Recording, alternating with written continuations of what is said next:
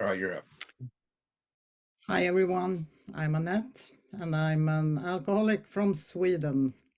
Thank you, Steve, for inviting me. I'll try to do this understandable. We'll see how it will go. My sober date is New Year's Eve 2012. My first year without a drink was actually not the experience I figured it would be, but it was a horrible one. I just cut the booze with the main problem still there, but I didn't know that at the time. I thought that the problem was that I drank too much, and that problem is easiest solved, of course, with stopping drinking. So I did. It wasn't easy, but I managed to do it after some time.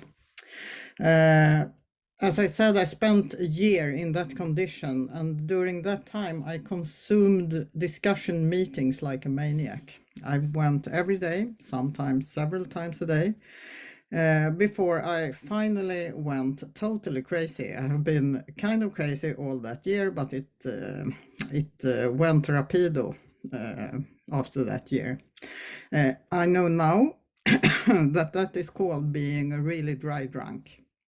I was a really dry drunk. And when things started to go off, I went scared for real and I started to chase for a real solution because I understood that consuming all these meetings didn't do the thing for me.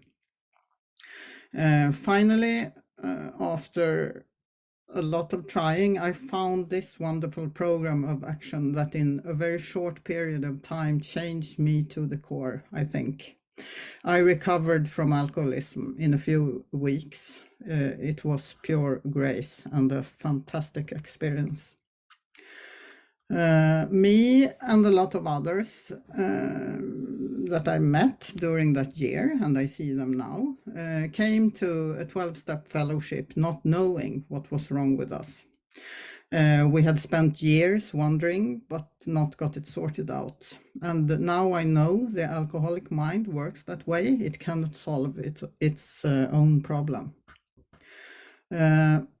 The big book taught me in step 1, I do this very briefly, that my problem consisted of an allergy towards alcohol, that when I started to drink, I could not stop very easy or not at all.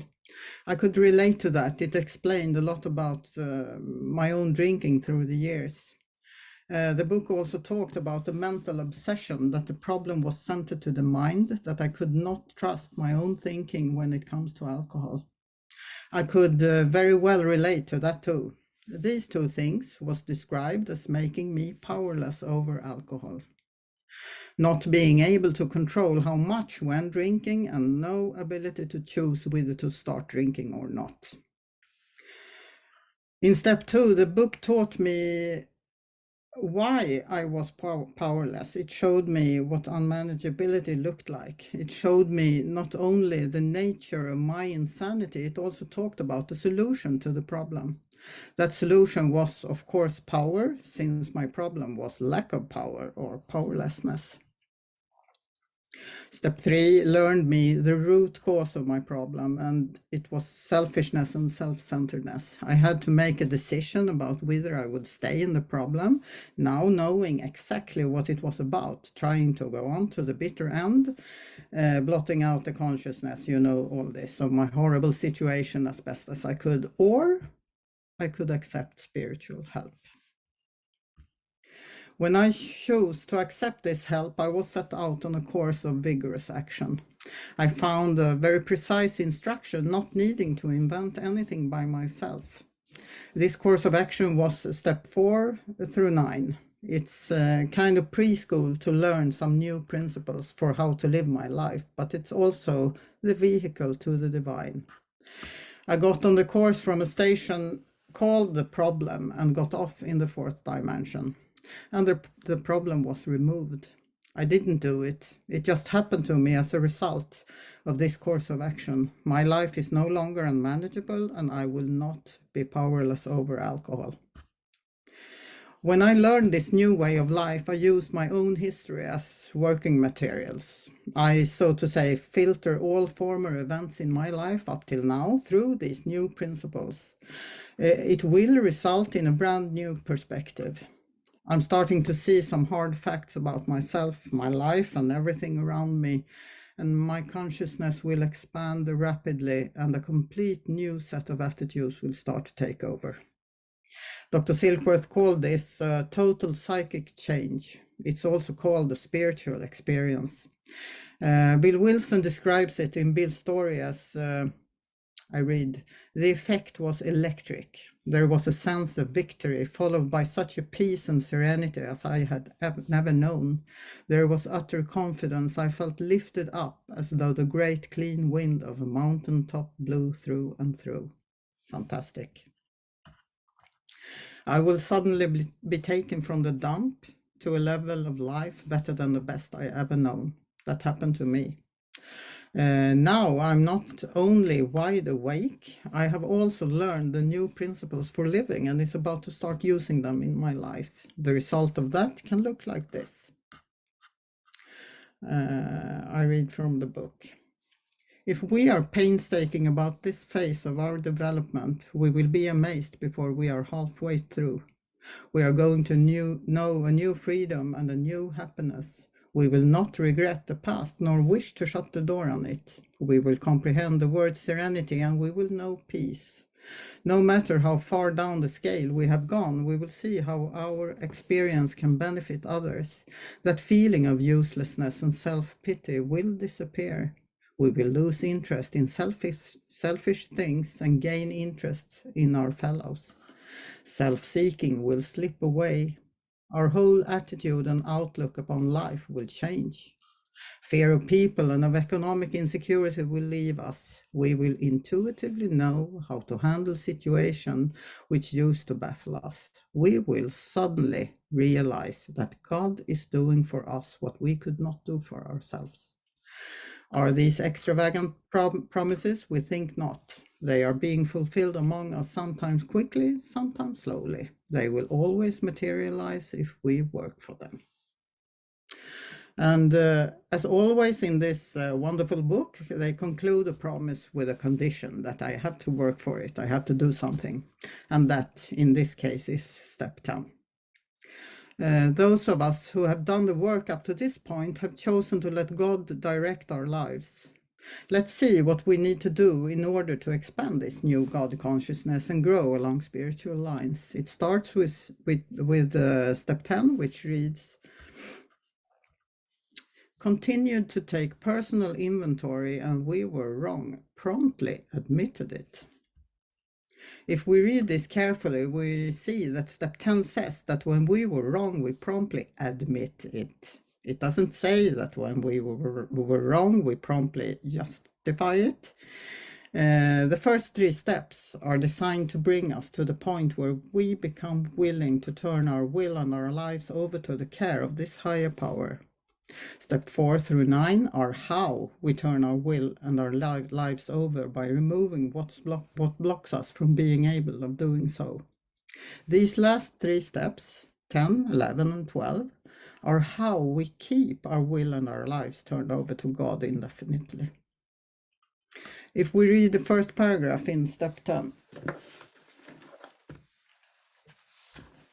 this thought brings us to step 10, which suggests we continue to take personal inventory and continue to set right any new mistakes as we go along. We vigorously commence this way of living as we cleaned up the past. We have entered the world of the spirit. Our next function is to grow in understanding and effectiveness. This is not an overnight matter. It should continue for our lifetime. Continue to watch for selfishness, dishonesty, resentment, and fear. When these crop up, they will crop up, we ask God at once to remove them. We discuss them with someone immediately and make amends quickly if we have harmed anyone. Then we resolutely turn our thoughts to someone we can help. Love and tolerance of others is our code. A large part of step 10 is a summary of steps 4 through 9 to be used quickly on a moment by moment basis throughout the day. The key to step 10 are the words continue to take personal inventory. They tell us how to live one day at a time. We call this our 24-hour plan. We continue to take inventory, continue to make amends, and continue to help others every day as we go along. This new way of living suggests that I continue to use the set of principles I learned in steps 4 through 9 whenever necessary. I have to watch out for things that will separate me from the now, the power, which is the only place I will be in contact with God. So we continue to do just what we learned in steps 4 to 9.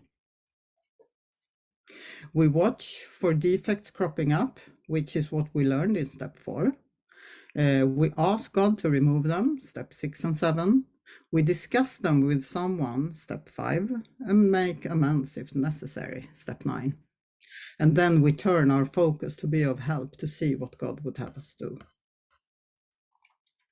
To practice step 10 is the striving to carry the vision of God's will into all our activities. But when we fall short, practicing steps 4 through 9, we will fall short because we are not saints, even if we sometimes think so. Step 10 is to be used quickly whenever necessary. Practically, this means that God shows me how to live in a way that doesn't hurt others. Because if I do, my life will somehow become unmanageable and I will, at certain times, become powerless over alcohol. I will return to step 1. The result of me following this instruction so far is that I enter the world of the spirit. Those are great words. My life had already changed when I was here. It can be described in many ways. The promises in step 9 is one way of putting it, but I think it's even more about something else, and that is responsibility. Responsibility is ability to respond. Not being reactive. Because in the world of the spirit, I can tell the truth from the false. I now have the tools to see the truth. I'm awake, and sanity will have returned when I'm awake. This means I have to take this responsibility, and it takes action to do that. This was the exact thing I didn't like to do before the steps. I could not see the truth. From my point of view, everything looked your fault. The result of that way of living was my life being always unmanageable, and with that always follows powerlessness, step 1. No wonder I was drinking every day. Responsibility isn't always a very fun thing. I have to take some hard decisions sometimes. I have to man up. I can't be a coward anymore. I have to stand for values, do what I say and say what I do. Sometimes I have to be inconvenient, principled, and consistent even when I don't want to. I have to take this full responsibility, or else I will fall asleep again. So when these things crops up, selfishness, dishonesty, resentment, and fear, I must immediately get rid of them because they take me away from the truth and I will fall asleep. I need to get back to the truth always because that's the only place I can be in contact with this power, the only place. When not in contact with power, I will be blocked again, and it can be deadly. Seen over time, it will always be deadly. And me playing God, as they put it in the book, is always the only thing that will block me off from God. The rocket to this fourth dimension we talk about isn't available till I stop trying to be the rocket myself. So step 10 helps me stop playing God and land on my feet in the reality again, in contact with power, in the now, seeing the truth. When we are sick in alcoholism, when I'm sick in alcoholism, I take no action. That way of living, taking no action, makes me a victim. As a victim, I will drink. If I get to be a victim now, I will drink. This new way of living for not drinking means action, a lot of action. When there is action, there will be no more of me being a victim, and no victims will ever recover. I have to make it to another state of mind, which is this responsibility. God gives me the opportunity to reclaim this power given to us by Him, but I have to take action. And this is what it looks like. I think it's a question of focus towards God all the time, many times a day, in all of my activities. I have to stay awake. Love and tolerance is my code. That means I have to follow that code whether I want it or not. Magically enough, the more love and tolerance I show to others, the more of it will come into my life, which is very strange. Everything else would be fighting reality, and we've stopped doing that, haven't we? Why? Because it didn't work. With some practice, you will learn that this has nothing to do with if I like a person or circumstance or not at all. I can be loving and tolerant anyway. It does no longer happen to be about that other person. It's about me. This will stem from me, and I can give it to others. And my life depends on me giving this to others. When we do this, it's impossible to not grow. You will not be the same person tomorrow that you are today. You will grow. We read about it in How It Works, that we were not saints indeed, but we had to be willing to grow along spiritual lines. And step 10 helps with this. The program of action again and again, and I will move forward whether I think it or not. The result of this work won't wait. Let's read.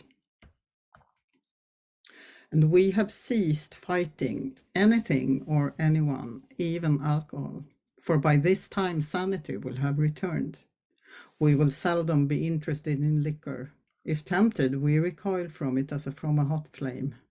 We react sanely and normally, and we will find that this has happened automatically. We will see that our new attitude towards liquor has been given to us without any thought or effort on our part. It just comes. That's the miracle of it. We are not fighting it, neither are we avoiding temptation. We feel as though we have been placed in a position of neutrality, safe and protected. We have not even sworn off. Instead, the problem has been removed. It does not exist for us. We are neither cocky nor are we afraid. That is our experience. That's how we react, as long as we keep in fit spiritual condition. Again, what this means is that we now have recovered from alcoholism. The obsession to drink has left us. We are not recovering, we have recovered. To be recovered means restored to health or being well, not sick anymore. We haven't even talked about alcohol since the first step. The problem has been removed as a result of a few simple steps. The problem I came here for from the start is gone, lifted from me. And it wasn't me who did it, but by God or the spiritual principles, which way you like to see it. I will stay this way, recovered, as long as I stay awake. The job now is not drinking, it's to stay awake, the only place where I can be in contact with this vital power. You can say that step 10 grinds down the thorns I had. From the start, my thorns hooked to others' thorns everywhere. We ripped each other in pieces, almost. I was in conflict with circumstances in one way or another all the time. All my life has been like that. These thorns ripped up wounds in both me and others, and the pain from that was the thing that forced me to drink. The drinking was a direct consequence from this fighting. When we use step 10, these thorns become softer and smoother. We don't get stuck in others and they doesn't get stuck in us. We can move smoothly in the world. We no longer fight the world. We go with it. I'm not in a constant reactive phase fighting because I can see the truth and let God do the work almost every time. This means I can act sane and mostly do the right thing. As long as my thorns stay that way, I don't need to drink anymore. I am set free. Not only from the bondage of alcoholism, I will be set free from most of the problems I used to face. To be recovered doesn't mean to be a perfect human being or a spiritual giant. Of course, I will fail sometimes daily, but when I do, I get to use step 10 to clean up this mess. To be recovered from alcoholism means that the mental obsession has left me. It was lifted from me, not by me, but by trying to follow this instruction. For me, this happened somewhere in step 9, and it hasn't came back since. I'm safe and protected, has no interest at all in alcohol. It can be there or not be there. I don't care. I do not notice. I no longer have a problem that alcohol can fix. Steps 4 through 9 took care of what was wrong with me, and when the problem is fixed, the symptom will, of course, disappear.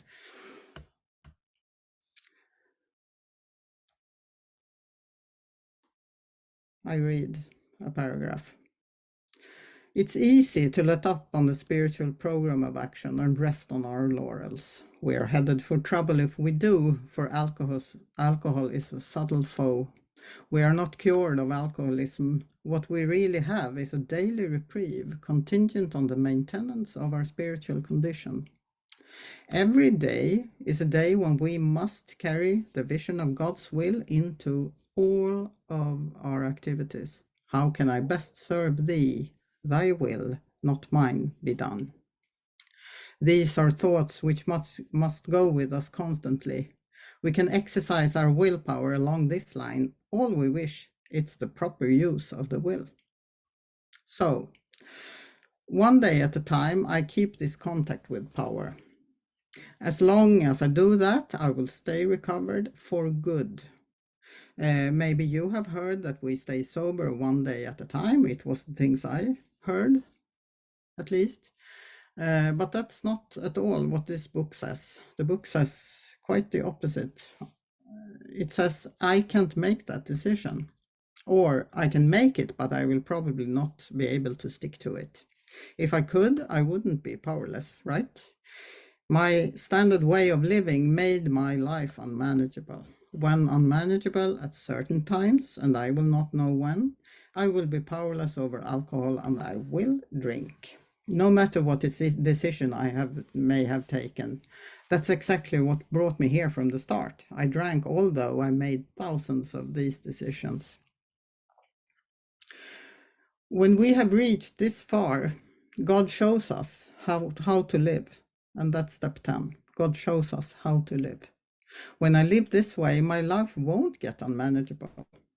Instead, my life becomes very manageable. When we follow these instructions, we can be present to life, and in the present, no alcohol is ever needed for anyone. There won't be any problem to be fixed. We're capable of being here and now, and as long as I stay that way, I don't ever need to drink anymore. One day at a time, we keep and expand this contact with God, and we can stay sane and be present. The saying one day at a time refers, for me at least, to stay spiritually fit one day at a time. Today, I can do what I need to do to stay that way, and tomorrow I will do the same thing. If I do, I will stay sober for good. Imagine this one day at a time thing. I wondered a lot about this when I was new. How would I be able to make plans for a trip, for example, or take a loan for a house or a car? or promise my child that I maybe pick her up somewhere because I'm sober today, but I have no idea about how it will be tomorrow. It's just horrible. I would be scared all the time, and I was. Some say step 10, 11, and 12 is about maintenance, but to me that sounds as horrible as the other thing. I've lived all my life that way, putting out fires, running from the next catastrophe. We don't need to live that way anymore. This program isn't about maintenance, it's about growth. So we stay here now. It's only here that this power can be felt. When we're in contact with that, we don't need to ever drink anymore. But we are alcoholics, and they know that already 90 years ago. Probably we showed the same short memory in the 30s, I don't know. To rest on our laurels means to be satisfied with yesterday's results. To be satisfied with that is to not being willing to grow anymore. My focus changes and I will start regressing. Suddenly, I'm not recovered anymore and I will probably not even know it. I don't notice it. Somewhere along the way, I will drink and I won't understand why. So, for us to go on growing, maybe we have to work even harder than we did from the start. They're pretty intense with this. Every day, all the time, in all our activities. That's a lot of times, more times than I can even comprehend. It sounds almost like all the time. Much has already been said about receiving strength, inspiration, and direction from Him who has all knowledge and power. If we have carefully followed directions, we have begun to sense the flow of His Spirit into us. To some extent, we have become God conscious. We have begun to develop this vital sixth sense, but we must go further, and that means more action. He has all the knowledge and power. I didn't. My life became a mess in my tryings to live it. I think all people, not only us alcoholics, but all people, has an underlying driving force to this experience of now. We like it here. Maybe it's the only place we can function. And it's like we have to be there to be able to live, but we don't know it. If we live in a way by manners that takes us away from this experience of now, our subconscious will find a way to get there, and it will mostly be in destructive ways, in activities where we feel this kind of flow. Computer games, food, sex, gambling, alcohol, and drugs are all a shorter, easier way for me to get to the present, to the now. When I drank, it made me calm and got me some kind of happiness. I didn't need to dwell on the past. My financial problems faded away for a short while. I could breathe. Most of all, it helped me to intuitively know how to handle every situation. I liked that experience. I needed it. But my own solution to this problem will in the end be my biggest problem, right? So if I don't live in a way where I can be just here and now in contact with God, in contact with this power, my subconscious will force me to go there. And I won't even notice. I don't have a say-so when it comes to that. The easiest way for an alcoholic to get to here and now is to drink. That's the easiest way to treat alcoholism, to drink. I will drink no matter what I want or what I do. I will do it even if I cry along the way, as I did a lot of times. This is my experience till this day. They say this sense, this sixth sense is vital. That means, if you read carefully, that if I don't find it, I will not live. With that in mind, we understand how important step 10 is. It helps me get rid of the wreckage piling up along the way to keep this channel to God open with nothing in its way. It's vital it stays that way. When it does, I will immediately feel when I'm heading off at the wrong way.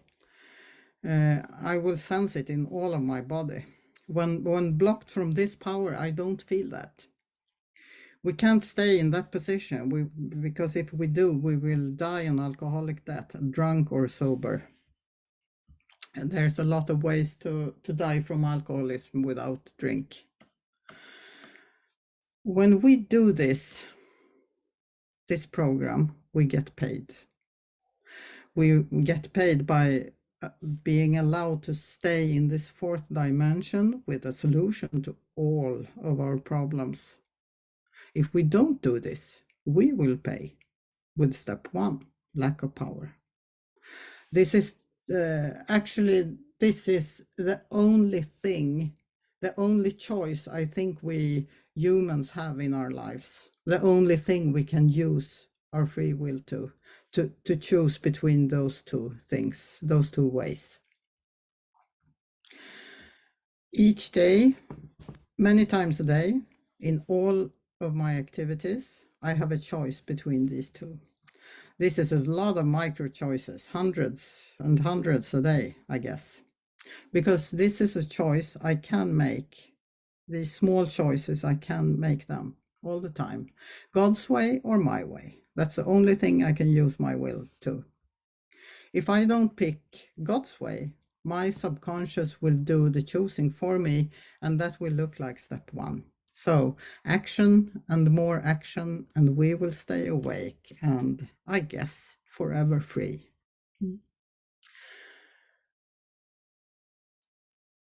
I think I'm done there, Steve. Short and effective.